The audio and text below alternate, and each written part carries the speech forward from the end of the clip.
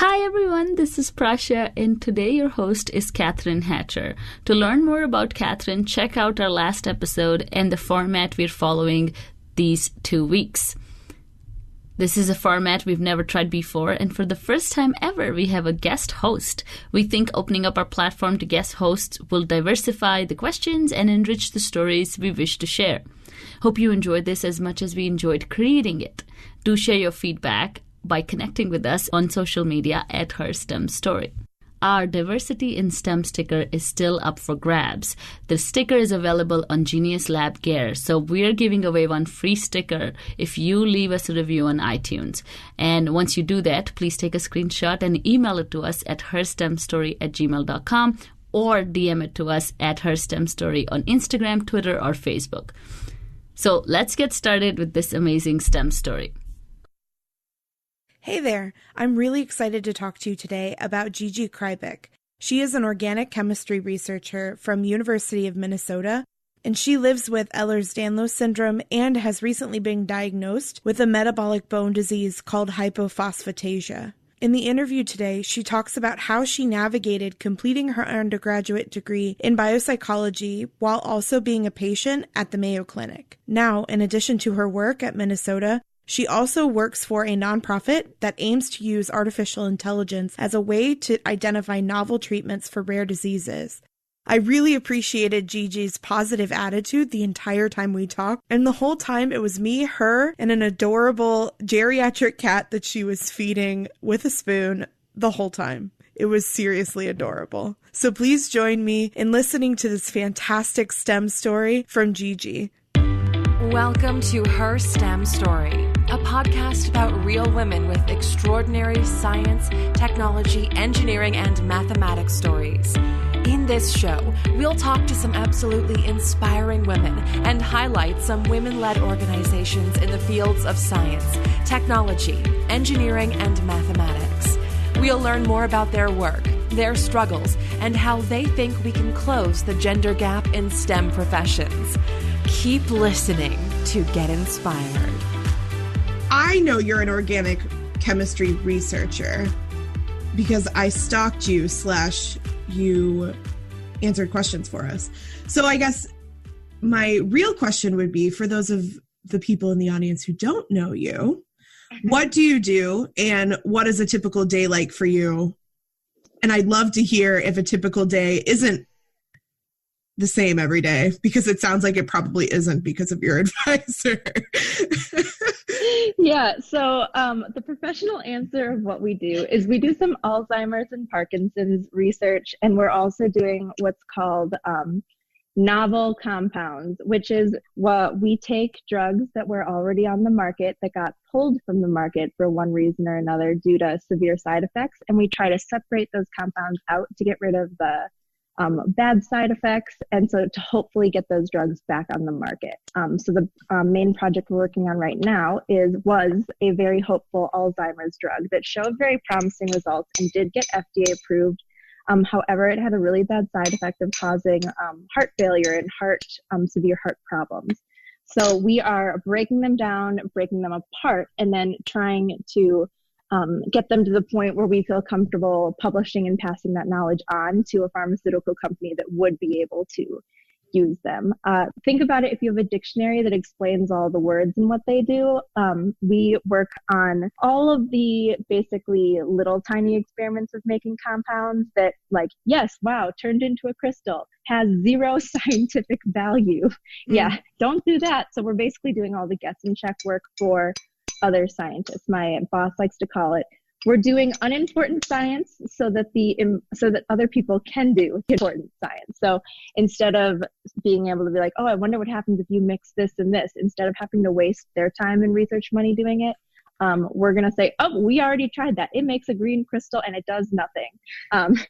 So we help work on that encyclopedia of scientifically useless but fun compounds. But then it helps inform other, like you said, other researchers who are quote unquote making the important stuff or doing the important things. It gives them like a base to work off of, which is just as valuable. It's a great thing to work on, especially when you have undergraduates or postgrad people working in a lab, because we do the things that basically you're like, oh, what happens if you mix that and that? Well, in theory, it should do this, but it burst into a ball of flame, so don't do that. Don't use this one. It will burn you. I think the weirdest thing I learned about organic chemistry from working in this lab, where I had zero organic chemistry experience, would be that it is not an exact science, which is really weird because you'd think that it would be the most exact science, which in fact it is not, based on how many things have burst into flame. Even if you're doing what you're supposed to be doing, or does it just...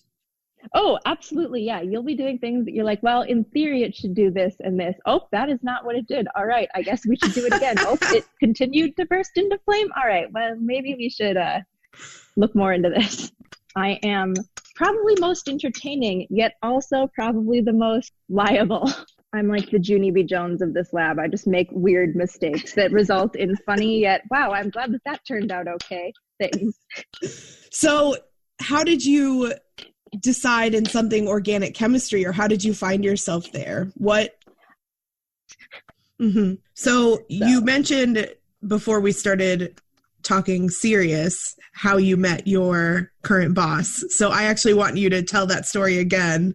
So I was actually working part-time as a medical scribe / pharmacy worker before I found this job. And I was actually I was in the process of trying to find another job in science, in hopefully like kind of relevant to my field. Maybe I needed some wet lab research to kind of bump up that resume for when I decided to go to grad school. And I was actually at an anime sci-fi / gaming convention in Minnesota. And while I was there, I was talking with some people I had met, which turned into asking what we all did. And the guy I was talking to and his group of friends, he actually he was like, oh, well, I manage an organic chemistry lab at the University of Minnesota. You seem really cool. You seem like you've done research. And we get along well enough that if we have, 8 people in a 1 or 2 lab room 5 days a week, that we're not going to kill all of each other. So why don't you come work for me? And I was like, oh, are you serious? That's amazing. Continue on. We kept in contact over the next couple of weeks, which was mostly just me being like, I don't want to bother you, but were you serious? Which turned into a wonderful opportunity to work in his lab. But yeah, so 10 out of 10 accidentally stumbled upon this job. There are lots of nerds at anime, gaming, sci-fi conventions. Go there. There's probably science. I can imagine my fiance and a couple of his buddies, they have like a nerd YouTube channel thing, and they're all going to Gen Con. They're going to that in Indianapolis in August. I know nothing about this stuff except what I see, on social media. But I did creep on you, and I did see that you do some like cosplay, which is really cool. And I know a lot of people who've done it before. So tell us a little bit about that.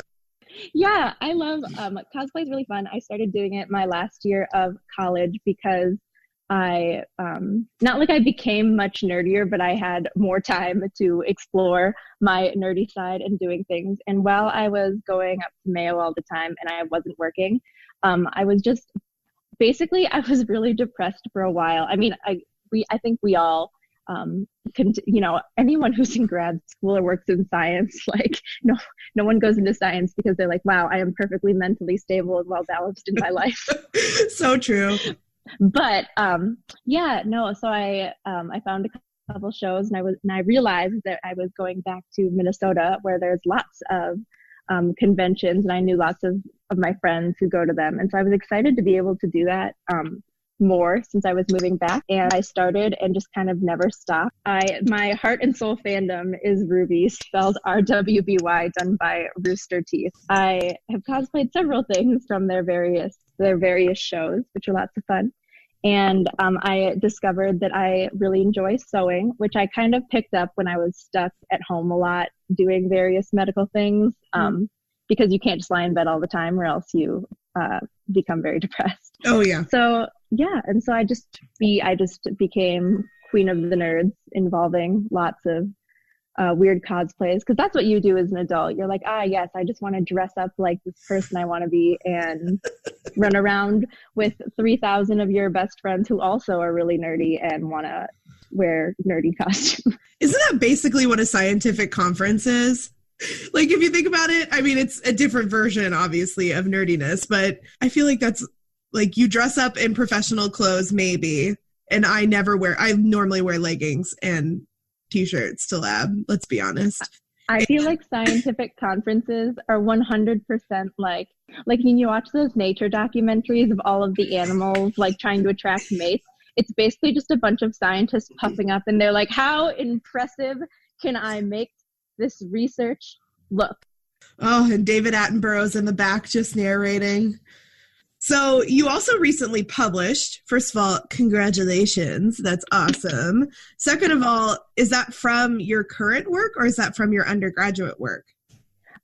This was from my current work. It's not that exciting, I promise you. It was just an article about, in 5-year-old terms, I made a pretty white crystal. It does nothing, but it's pretty. And it will turn different colors if you add different things, as chemistry does.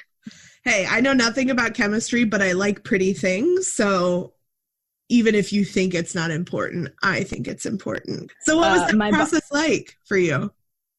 That process was actually surprisingly easy compared to my boss, my 92-year-old PI coming and asking us to make him homemade laundry detergent.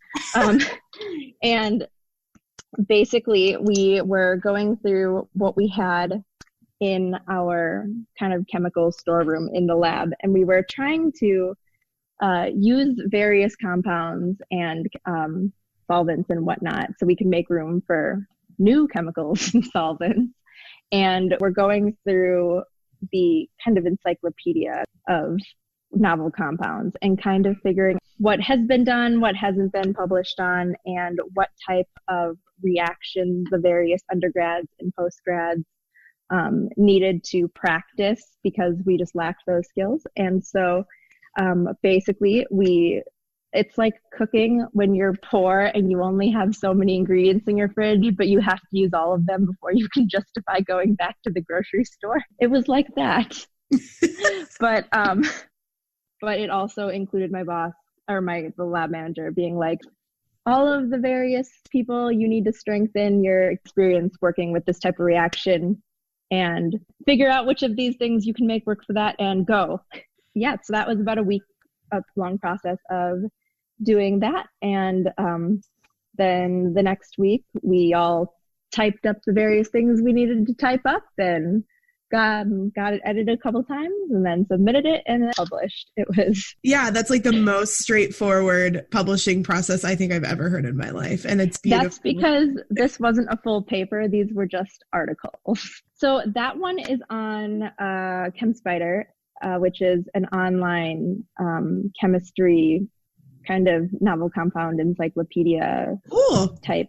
Hey, that still is important. And you've only been there. Didn't you only start in January? Yes, I started in January. So it's been at the end of May, it'll be about, okay. Yeah, it's probably been a full 4 months and we're working on the 5th month. And I think I spent exclusively the first 2 months learning how not to destroy the lab.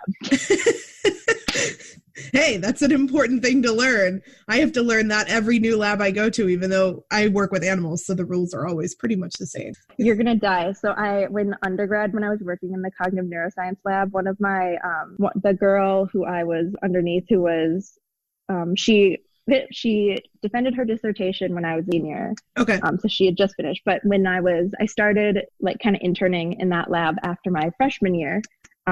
But it's kind of confusing. So I was only in college for 3 years. I finished in 3 years. So it was after my freshman year, I started working with them and then I finished my senior year. But I was doing this, it was autism and genetics, but we were using poodles for it. And this isn't like the animal research where we like kept the poodles.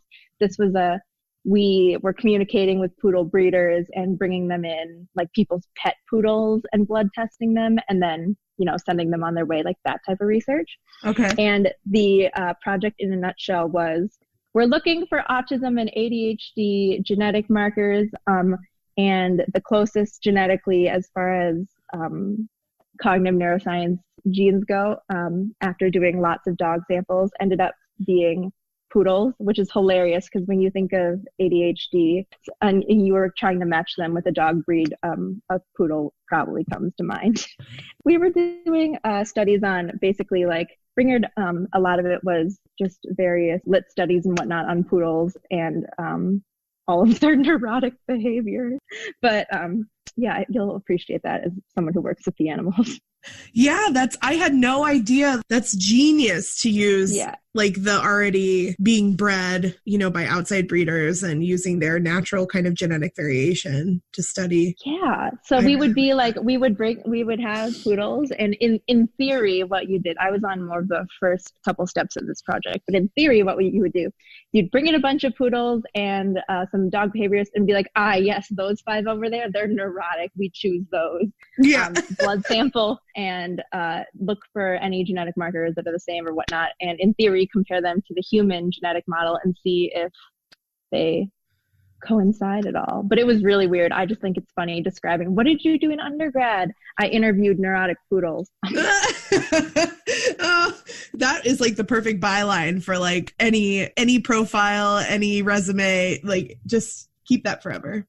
But yeah, no, a typical day for me in the lab is pretty much come in, run whatever experiments I need to run for the main project. So I'm making the starting material and then working up that starting material through the next step, which is kind of a 2-week process, to make the compounds for the main Alzheimer's project. And and so that's what I do. And from time to time, every couple of days, our PI, Dr. Nolan, will come into the lab and ask us to do something weird, usually helping him clean his office or some other various form of cleaning. Yeah. And respond manually to emails. Yeah, normally that. Yeah. So yeah, no, he's wonderful. He loves attention. There's a great article about him on the U of M's website that talks all about him and his accomplishments in science thus far, and it has several interviews they did with his students, previous students, which make me laugh because all the students say like, "Oh my God, he loves dumpster diving. It's so funny," We love him, and people always think he's homeless and offer him money, and he's poor, which he is not, which is funny. But I encourage everyone to go and, if you feel the need to go look at it, he's hilarious, and that is on the U of M's website. And there's several articles that the U of M has published about how long he's been tenured at the U and how long he's at a chemistry lab. And yeah, his parents were both zoologists at Madison, Wisconsin. At the very end, it's very funny that students were like, yeah, once he was almost crushed by a dump truck when he was in a dumpster. It's his favorite hobby that the U of M loves to. It's kind of our best kept secret, is just Dr. Noland, the famous professor who you will probably find in a dumpster somewhere. Well, and let's be honest, like college towns, they are quite literally the best place to go dumpster diving. Oh, absolutely. But it's never a dull day in the Noland lab. We have lots of fun. You've mentioned a few times that you've been going to the Mayo Clinic for treatments, and I'd love to hear you talk a little bit more about that because while it's not going to be the focus of our conversation, I think it's an interesting part of your story. So I have actually been going, not consistently to Mayo. Last time, I did go to Mayo for some various autoimmune problems when I was about 14.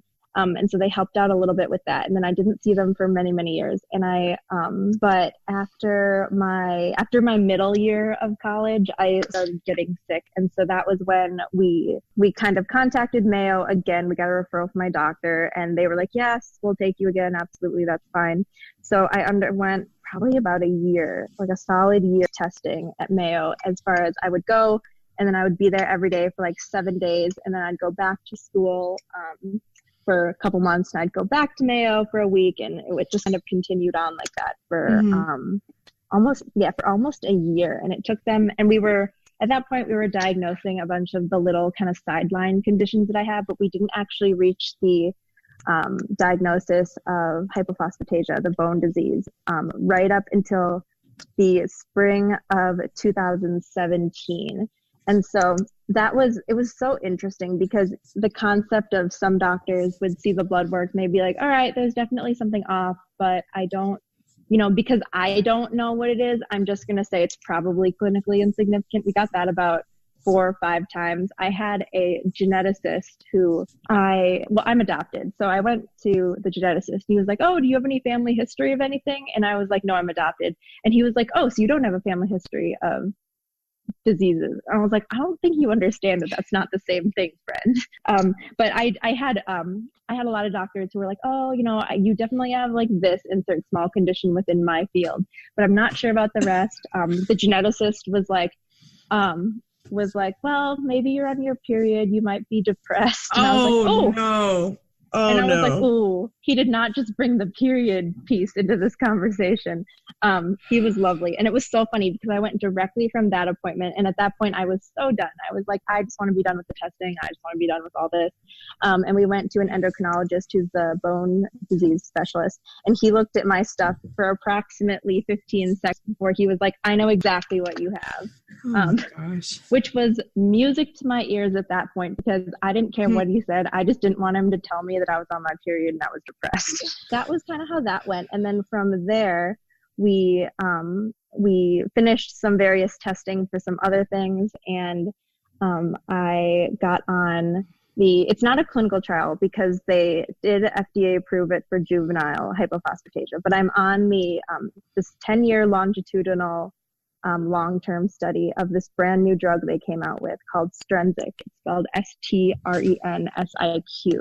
But yeah, so I'm in their study for that, and that has been quite the journey. I think the first thing I asked them was, I was like, so you don't know what this does long-term? And they're like, no, the longest anyone's ever been on this here is about 2 years, 2.5 years. And I said, ooh, so there's a chance I could become a zombie. And they were like, we can't say on that. And I'm like, so you don't think I'll get cast on The Walking Dead? And I was like, I'm dead serious, friends. Like, I got student loans to pay. Yes. Any way you can get those student loans paid off. So yeah. So they said yes to the hypophosphatasia. No, we don't know what it does. If you turn into a zombie, it's not our fault. Don't sue us. One thing that I was thinking about when I was reading about some of the stuff that you wrote in our little survey is how have these diagnoses that you've gotten and your experience with not just being a scientist, but also being a patient, how has this affected your journey into becoming a scientist? Well, I definitely would say that it postponed it for sure. I was planning on going straight to grad school from undergrad, which turned into a 1-year break, which turned into a 2-year break. Yeah. So I would probably have gotten back into my field a little bit sooner. I would say it's made me realize that I don't want to do research in my own field because I never quite understood the whole conflict of interest with researchers. And I was like, you could in theory be impartial to things if you understand science and you understand how it works. But the more and longer I've been sick and had to go through it, I realized that that I can definitely see why there's so many rules about conflict of interest in various healthcare areas.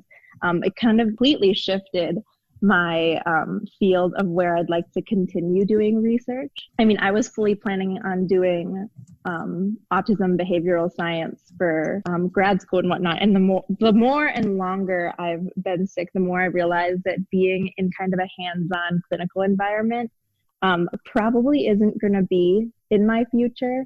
So mine will probably be more lab science, more analytical science, which disappointed me at first. But as I got to, I think a lot of it's just us discovering where our passions actually lie and where we think we'd be the most useful and fulfilled in our careers, instead of just being like, oh, I want to be the shiniest researcher possible.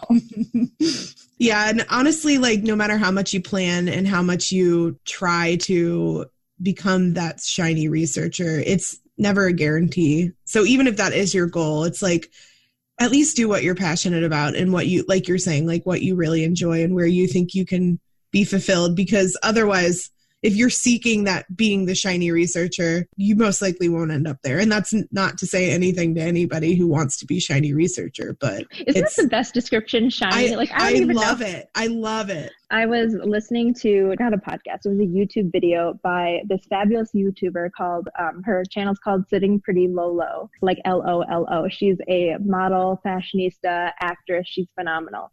But she always says, when she, instead of saying extra or someone's being dramatic, she just says, why you always gotta do the most? And so I haven't heard somebody say that in a long time. Fabulous. It's my favorite phrase. I say, why y'all gotta do the most? I say, ooh, yes, girl, you doing the most. And I missed it and I'm sad, but we're all gonna bring it back. Bring it back. Thank you so much, Lolo. You are the best. Shout out to Lolo. Yeah, she is doing the most. In a good way, though. So no, I think that's the biggest shift in that and how it's affected that. I have discovered that, and I've made a couple posts about this on various social media platforms, but what everyone else thinks of when they think of accessibility in STEM is they're like, yes, we need bar stools and wheelchair ramps, which is true. I mean, in theory, you got to make sure your buildings are accessible, but from a patient perspective, the more I've read papers and helped edit papers and whatnot, the more I realize is that half the time nobody can read said papers. You can't even read the research papers if you're a researcher part of the time. And so how on earth do we expect patients, whether you have a degree or whether you never finished high school, how do we expect people to advocate for themselves and be as educated as possible about their own conditions if we, the researchers, can't make the research accessible to people? Because the longer we continue having research be only readable by doctors or only readable by professionals, we can't do that without acknowledging the fact that healthcare in America is a privileged tier system. So if you don't have access to those professionals, those doctors who can explain what all that means, and then you also can't interpret the data or interpret the research written results on your own, or the Google searches or the papers, the academic papers, then there's no way to really educate yourself on everything. And even if you break the healthcare system down into a pure how much it costs, how much is insurance companies paying, there are studies that show that the more patients can understand their own conditions and advocate for themselves and take care of themselves, the cheaper healthcare costs are going to be. So it's in everyone's best interest to make the research accessible from a peer reading standpoint. Absolutely. And it's not just us as scientists that we don't have to be on the front lines of political advocacy in order to do that. It could be as simple as you either write your publications to be more legible or you disseminate your publications for a public audience. Like, you don't have to be a political advocate. I mean, I think that more scientists should be, but we can support people and help break down this, like you mentioned, privileged tier system just by making sure the work that we do is accessible to not just people in our field or people with a PhD or with higher education. So you bring up a very, very important point, and I appreciate that. Because I think that's one aspect that we don't think of as accessibility. Like you said, we generally think of accessibility as just related to people maybe in a wheelchair. And that's important. Those things are important, but it's not the only aspect necessary. I think the most common thing that we get as scientists of people, for example, and when people don't understand that healthcare is a privileged system, is when you say, okay, so if Jim Bob over there working at McDonald's, if he gets sick, he gets a really bad flu, and his doctor says, well, you have to come into work or you'll get fired unless you have a doctor's note. And he's like, but I don't have health insurance. And if I go to a doctor, even at a low cost clinic, it's going to be, $100 or whatnot. So of course he's not going to go to the doctor because he doesn't have access to it. And then he's going to continue running around, going to work, spreading viruses and whatnot. It's when people don't understand the concept of our for-profit healthcare system, they don't understand that it affects everyone. So one thing that I was thinking about as you were talking, you mentioned that you've kind of been learning over time that how you want to kind of approach your career, quote unquote, career goals, and how you want to approach your place in the world as a scientist. But like, if you could go back and tell yourself, you know, wee little Gigi, here's what I want you to know about growing up, what would you tell yourself? Things that I would have known. Okay, well, besides the obvious, me being like, yo, run around and do all your little active kid things for as long as you possibly can. Besides that, I would say, just in general, like, I think I took myself too seriously, not growing up, but like when I was younger, as far as I was very like, I was kind of like, I was career driven, and I was very like, all right, I have a plan, like a 10-step plan of like how your life is going to go. I'd be like, girl, slow down, eat the cookie, go run around the park, you know, go forth, you know, do all your fun things. Like, life is never going to go according to plan anyways. So I would tell anyone, just enjoy what you have in the moment you have with what you're given. And don't plan as much, because it's not going to go according to plan anyways. You could use that fun, exciting energy to go do something fun, you know. And I mean, there's nothing wrong. I mean, obviously, like, kids, go to school, do your homework, achieve, set yourself up well to have doors open for you, you know. But that door, when it opens, isn't going to open for another year or two. So you should also probably go, like, you know, go enjoy the people you're with, go enjoy the animals you have. So in your experience, both as a student and now as a scientific researcher, what kind of support systems have been the most helpful for you? Okay, this is going to be a really surprising answer compared to everybody else, I'm sure. But I would say I gained so much when I learned how to play video games. Okay. So I was always a reader and someone who did schoolwork, had fun, had the animals, whatnot. And I mean, obviously, like, yes, go play with the animals, be outside, do everything. But I gained so much when I embraced nerdery. And when I started cosplaying, going to cons, I met so many people. When I left undergrad and I had been living in the same building with the same people for 3 years, including in the summers, I never came home. And, you know, they were my friends and my family. And I was so sad to be moving multiple states away, where I just couldn't walk down the hallway and roll down the hallway, see all my friends. And so when I learned how to play video games, like online multiplayer, and all of us could kind of hang out in like a VR, not a VR, but like hang out in a game setting, and we'd all be on the headphones talking to each other like we were there, doing things together, interacting. It was just so nice for me when I couldn't physically get out and do things, to be able to, I guess, in theory, like go out and hang out with people.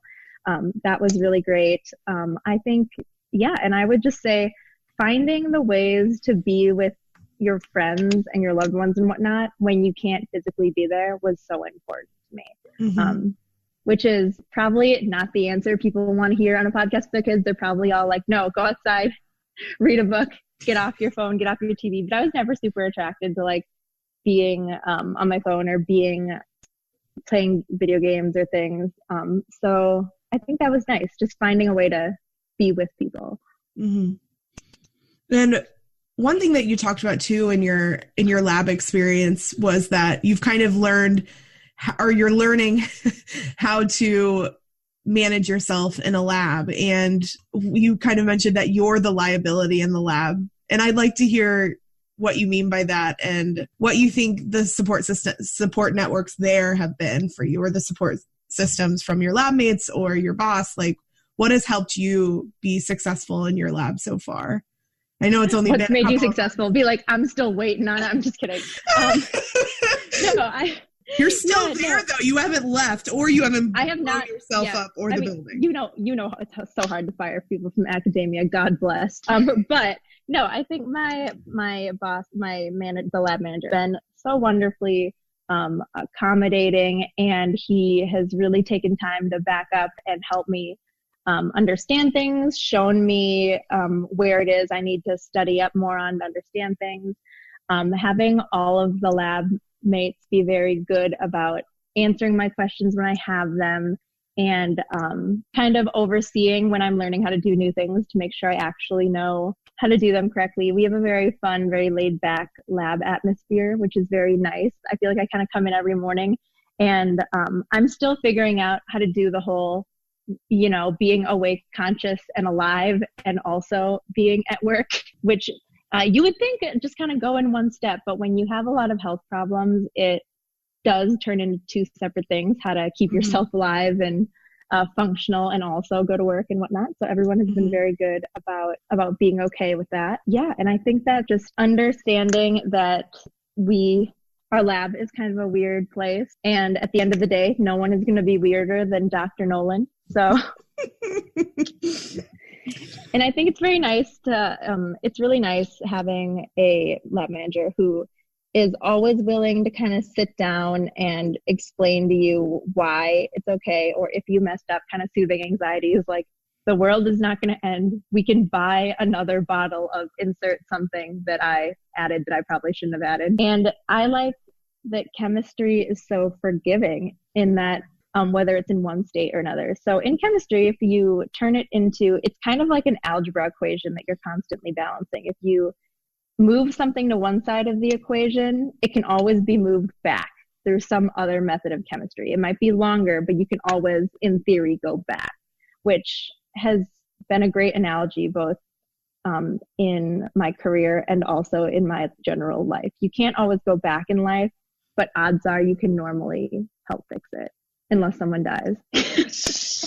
No one's going to die in our lab. We don't do that kind of science. We good. And I think that that's great for you as you're learning, like, how to be in a wet lab again, and like, or how to be in a wet lab in general. I think that having something forgiving is awesome, regardless of your physical or health abilities. Having forgiveness in a lab is absolutely necessary. That's always what I told my students that I've mentored, is like, at the end of the day, as long as you're not hurting the animals or we're wasting an animal's life, I don't care the mistakes that you make. Like, mistakes happen. Like that meme where they're just like, mistakes were made. Yes.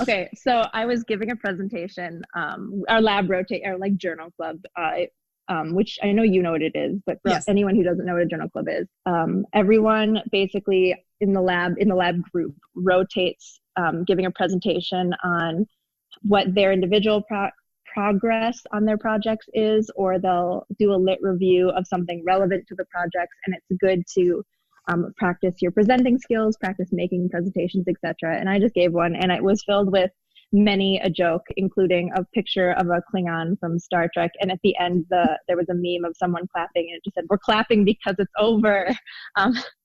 But at one point we were going over a analysis that we had to send out to another lab to get. And on the checklist of like things they checked off was whether it was combustible or not. And somebody asked the question in our lab group, and it wasn't like a question directed at me. It was more just a general question. And they were like, so what happens if they find out something like is combustible? Like, what do we do about it?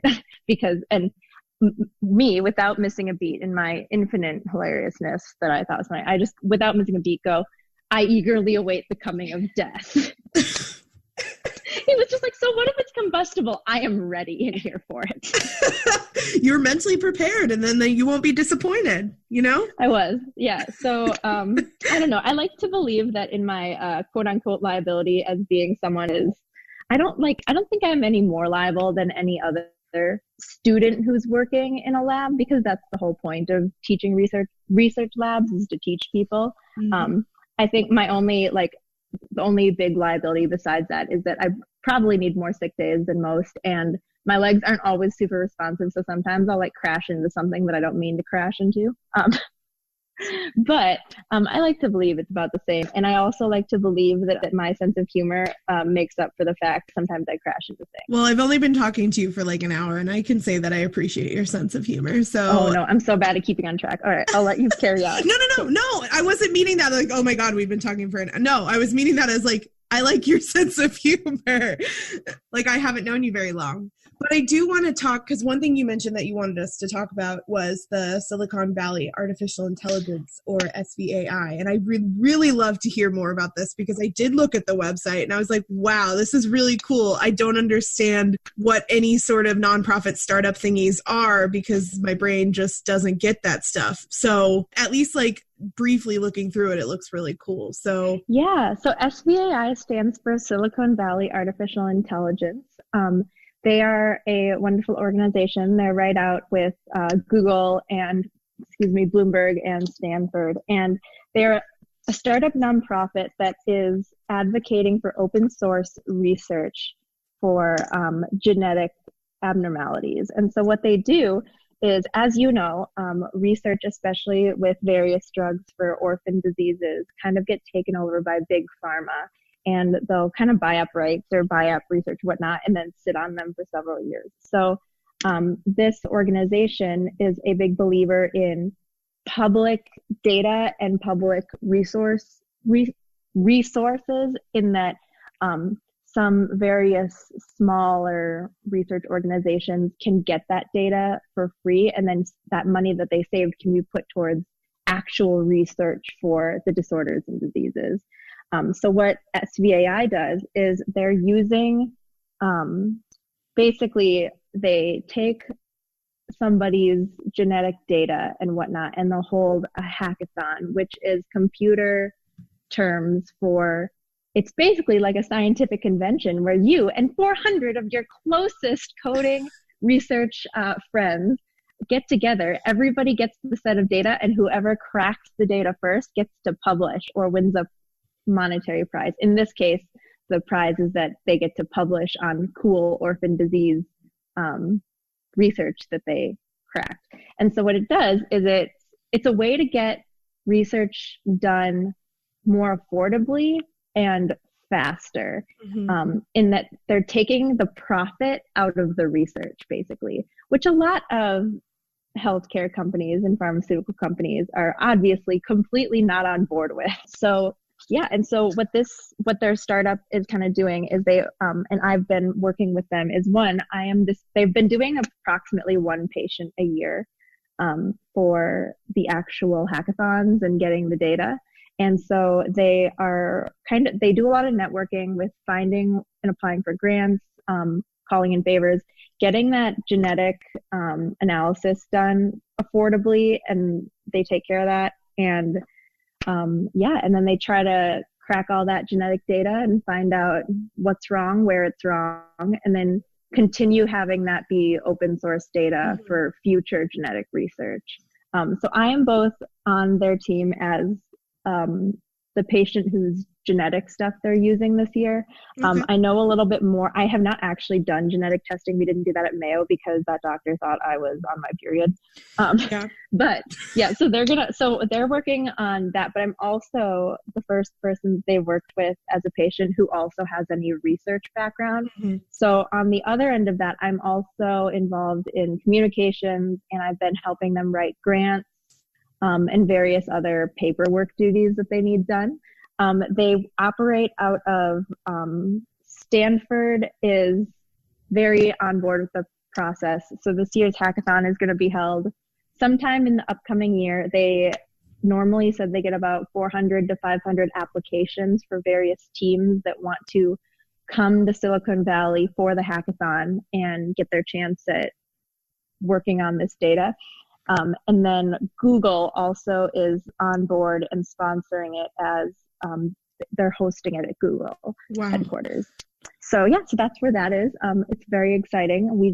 I just helped write up a grant from the Soft Bones Hypophosphatasia organization. So we're waiting to hear back on that. And yeah, so it's going to be it continues to be a very cool research opportunity. I've been enjoying a lot.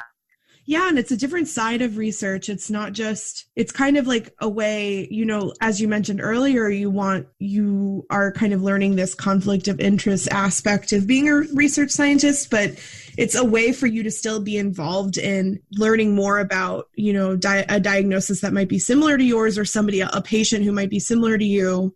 And so it's a different way for you to be involved in research without actually, I guess, physically doing the research yourself and funding your own lab and doing those types of things, which is really cool. I have learned so much about interdisciplinary research this year than I'd ever learned of before.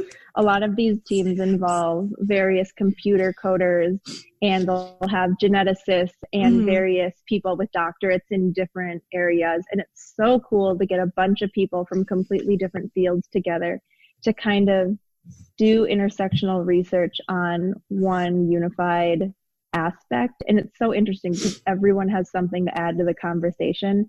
And I love the concept of making research more accessible, more affordable, and, you know, basically just helping take the profit out of it, like focus on the patients for a little bit. And I think that that's going to help in the long run organizations like this. And when we start adding artificial intelligence programs to the diagnostic process, I'm really excited to see where this leads in the future. And yeah, so it's sometimes it's very hippy dippy, very like, oh, you know, they're trying to get insurance companies out of it, which is very entertaining.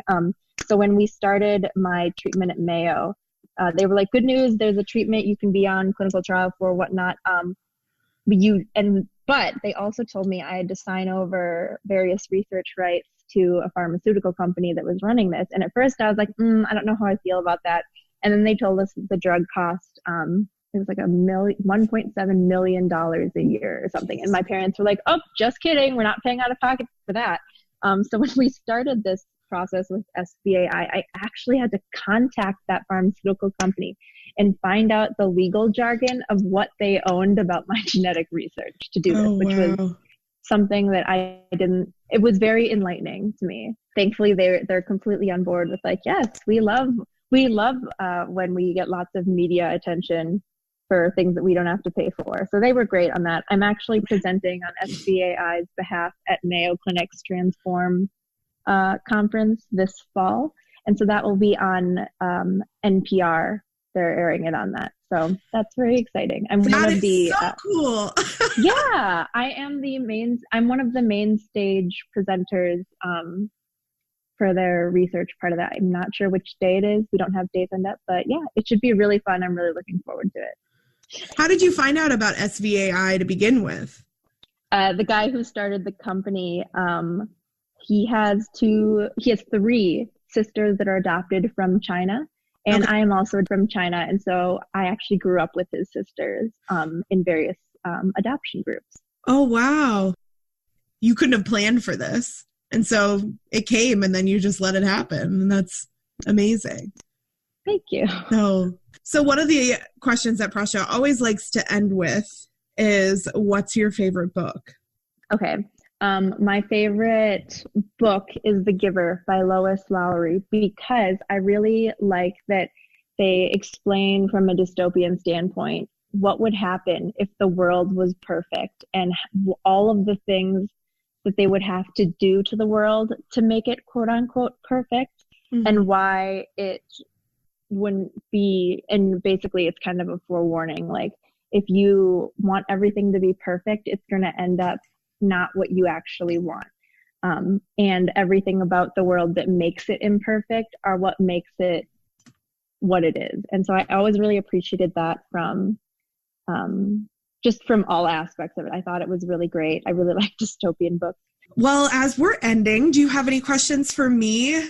Logistic questions that you want to air, questions that about cats? Like, I don't know. Do you have any questions? Well, what do you think the hardest part of research is? Because you're in a PhD program. So I think one of the hardest parts of research is that research never goes as we expected, and people who have these big, beautiful scientific stories that they publish in like Nature or Cell or Science, those studies often take like 20 years and millions and millions and millions of dollars. But when you're in a kind of smaller lab or not as well-funded lab, you have to learn that like most of the time your data are not going to be that interesting, and you're not going to have a big, pretty story with a big bow to put on it. But those data are just, in my opinion, just as important as the studies that take 20 years to do. So got to do the unimportant science exactly. so that other people can do the exciting. Like just being a scientist, I think resilience is being resilient regardless of your background or your goals. You have to be resilient to be a scientist. And unfortunately for some people, like people of color and people, I think, you know, in your experience, people with chronic illnesses or disabilities, those people have to be even more resilient than somebody like me, who is white from a middle-class background with really no major medical issues other than depression and anxiety, which are major medical issues, but in a different way. So I think being resilient as a scientist, like we have to be in order to pursue science. Well, there you have it, folks. We just listened to Gigi's story about how she has navigated the world of being both the patient and the researcher. And she really has this fantastic, optimistic outlook on how she approaches her work and how she is growing and finding what she is passionate about in her work and in her STEM story. I'm really thankful for Gigi and her time. And even though she was spending that whole time feeding cats and hanging out with me, we really had a good time talking to each other and getting to know each other. And it was a fantastic conversation that I wish I could have shared more of it with you, but we are limited on time. So as usual, please support Prasha and her STEM story through all social media platforms, including Instagram, Twitter, and Facebook at Her STEM Story. You can also support Prasha and her work at patreon.com/herstemstory and by visiting herstemstory.com to support her efforts in many other ways. She also has an awesome newsletter that you should subscribe to, which you can do on her website. And if you want to support me and my work, I can be found on Instagram at grad_selfcare, as well as on Twitter at superchiasmatic. I am going to be launching my own podcast, which actually gets launched on August 6th. And you can find us at Endocrine Disruptors, anywhere you listen to podcasts, or at endocrinepod.com. You can also find us on Twitter and Instagram at endocrinepod. And we are also on Patreon if you are interested in supporting us at patreon.com/endocrinepod. Thank you so much, Prasha, to all of your support and helping me grow and learn how to be a podcaster. I really hope you all get a chance to listen to my new podcast, Endocrine Disruptors, where we are going to be talking to the scientists who study our favorite hormones, learning about them and their journeys, as well as a little bit about their science. So thank you again for listening. And if you have any questions or feedback, please feel free to get a hold of me on social media. I look forward to talking to you all soon. Thanks to Catherine and our special guest for being on the show. Please use the links in the episode notes to find out more about these amazing ladies. If you listen to our show, don't forget to leave us a review on iTunes and get a chance to win our Diversity in STEM sticker. So please leave us a review, tell us how we're doing, and thank you so much for listening. Bye!